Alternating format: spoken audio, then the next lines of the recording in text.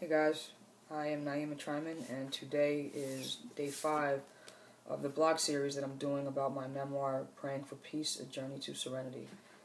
And I left off yesterday, I was talking about the relationship between my parents and the things that led to their decision in the summer of 1994 to get a divorce. Um, so going into high school now, I was a mess, and I was basically a mess internally. Like I wasn't acting out. I was always kind of a good kid. I did have an outlet in karate that was huge for me. I mean, 4 times a week I could go to karate and stomp and scream and yell and sweat, and it wasn't like soft. It was militant, hardcore. You know, a lot of times when we got out of class, we just sat in the back in the locker rooms for a couple minutes to regroup before we even got dressed because we were exhausted. And it was a good outlet for me, but it wasn't enough. In my opinion, I should have been in therapy. I mean, the stuff that I was going through at home was enough, but then to have uh, the secretary at my school get murdered, and then my god sister get murdered, and then a friend, the mother of 2 friends from karate school get murdered, all within about 2 years, was really, really a lot for a 13-year-old kid, and now my parents are getting divorced. And I didn't handle it that well. I mean, I didn't go crazy, but I stopped really functioning. So when I was a kid, I was gifted, and I got grades with ease. I read with ease. I tested off the charts. But my freshman year in high school, out of 28 possible cycle grades for all my classes, I got 9 Fs. I failed geometry. I almost failed biology. I almost failed Spanish, and I almost failed English. And I mean, it was pathetic. And there was just so much going on between my parents that nobody really. I mean, they knew that something was wrong, but I don't think they really knew what to do about it or how to go about it. And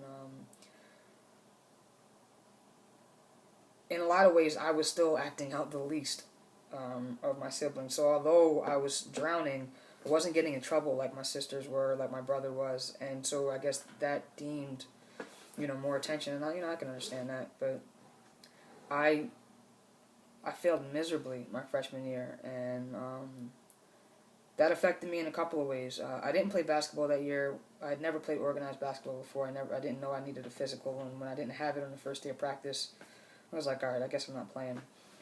And then I wanted to play baseball, and that was the first time I had to deal with the eligibility requirements. In middle school they don't have that, but in high school they do, and I was ineligible to play baseball, and that was kind of devastating. So, in a way I feel like I was acting out against my father, and I was trying to hurt him with my grades, but what he was doing was making it seem like it was all my mother's fault, and he was basically going around town like, see, I didn't want this divorce, you wanted this divorce, now look at the kids. So it seemed like the more we self-destructed, the more, he put the blame on her. And I didn't want that, I did want to hurt my father, I didn't want to hurt my mother. A blessing that did come to me that year was that I finally had a friend that I could identify with. I'd always been kind of like on the fringes of school society. I didn't have a whole lot of friends. I didn't go to a lot of birthday parties. I kind of stayed to myself, and the few friends that I did have were also, marginal members of the school society. I guess nerds or geeks or however you want to classify that. But I made a friend named Malika that was pretty popular. She played softball. She knew a lot of people. Yeah, she was a tomboy, and we both liked to wear baseball caps. We both liked to play sports. We're both a little bit, a little tough. We like to mix it up with the boys.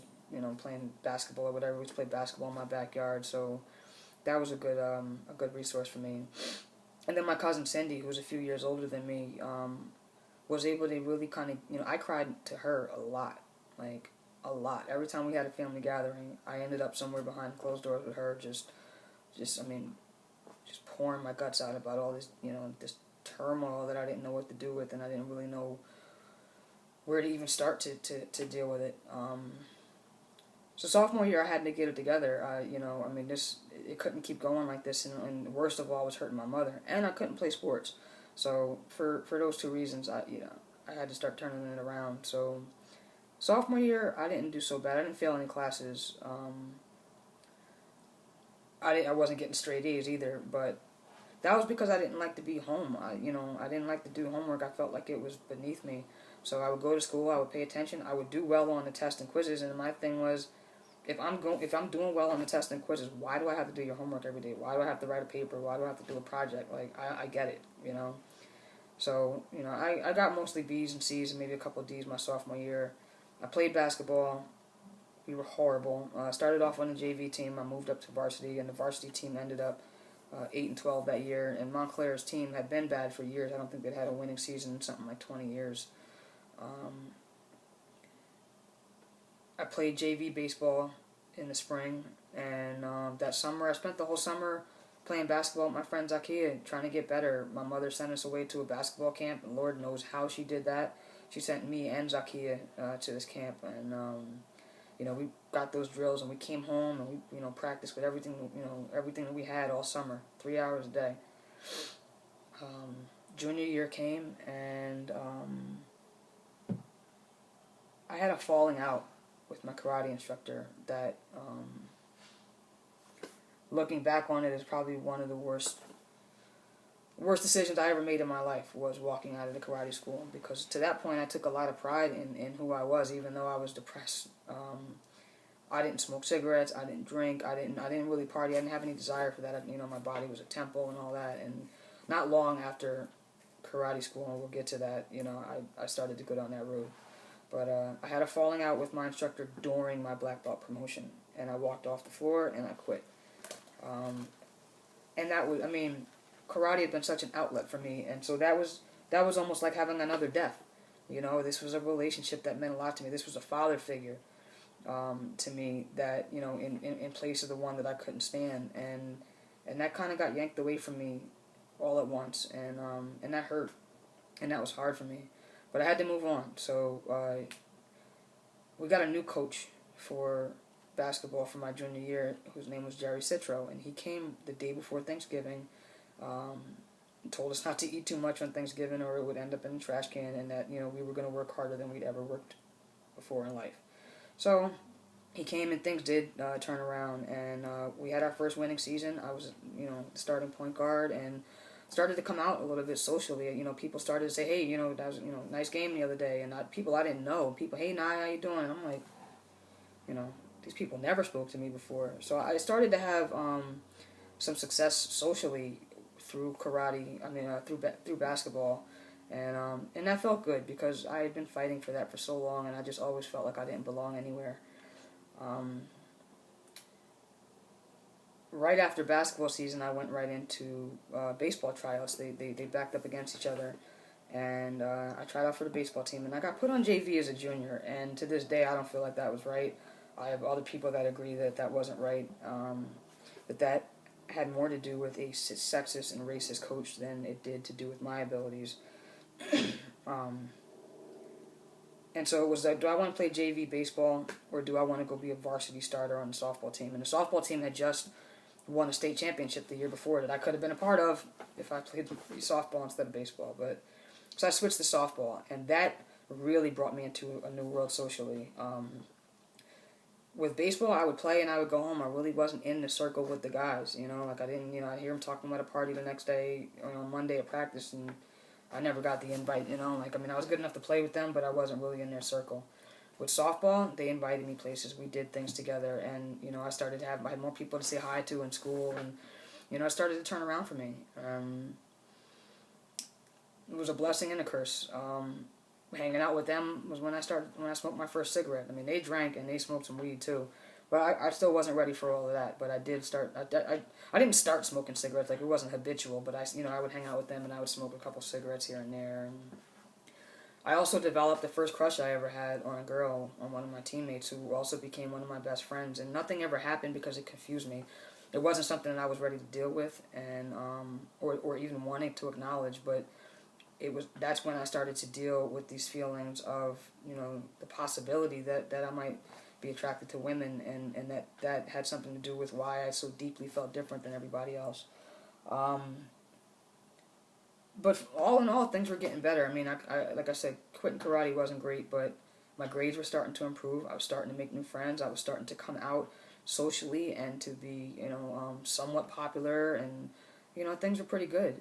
And senior year came, and senior year, right before senior year, was the first time I smoked weed, and I liked it. I didn't make it a habit, but I did like it. And a couple months later, I got drunk for the first time. The first time I had a drink, I got drunk, which is like the sign of, one of the big signs of an alcoholic is, I got ridiculously, disgustingly throw up all over the place drunk. And I also put a gun in my mouth that night. I remember that, and I don't think that's in the book, but that's something that I think I even blocked out for a long time, and I only came to remember in the last year or two that I think my brother had made a remark. My brother saw me smoke a cigarette, and I really, really looked up to my brother at that time in my life, and like more than my parents. And he was so disappointed, and I could see it all over his face. And because I was drunk, I went and found one of my father's guns, and I put it in my mouth, and my friend came and took it out my mouth. But, obviously doing something like that is a lot deeper than your brother being disappointed in you. That was the depression that was going on underneath me, underneath the surface, that was waiting to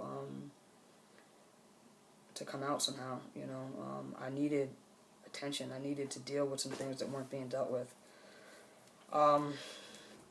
That was a precursor. It wasn't something that became habitual, but that was a precursor to, depression and suicide attempts and all that came later in my life. The basketball season was really great. We ended up 16-7. We at one point were the number 3 team in the county. We had completely and effectively turned that program around, and things were good. We every Saturday night, my friends would come over. I'd have about 15-20 people at my dad's house. We'd shoot pool and play spades, and I'd get like a little half pint of Bacardi Limon, nothing crazy, and we'd, drink and have fun. There were never any altercations, and it was great, life was starting to get really good. About 2 weeks before the season ended, I got sick, and I had to have my tonsils taken out. And I wasn't going to do it at the end of my senior basketball season. I would have played, I was spitting blood, and I didn't care. I would do it after the season. So at the time, I was staying at my father's house because I only had a couple of classes. I was near graduation. I didn't have to get up early in the morning because I only had a couple classes. And I had my one and only boyfriend in life who lived around the corner from my dad, so it was like a no-brainer for me to live with my dad. But when I had to have my tonsils taken out, I went to go stay with my mother, because, who can take care of you like your mom, right? And I stayed with her and she took care of me. The day before I was supposed to go back to school, as the scabs fell off, the blood didn't clot properly, and I had to have another emergency surgery to cauterize the veins to, kind of seal them. And so I was out of school for another week. And the reason I'm talking about that now is because that led to what was probably the most traumatic situation of my entire life. Definitely a life-changing experience. Definitely something that was physically and emotionally very painful. And we'll get into that tomorrow. And Chapter 5 is all about it. Okay? Have a good day.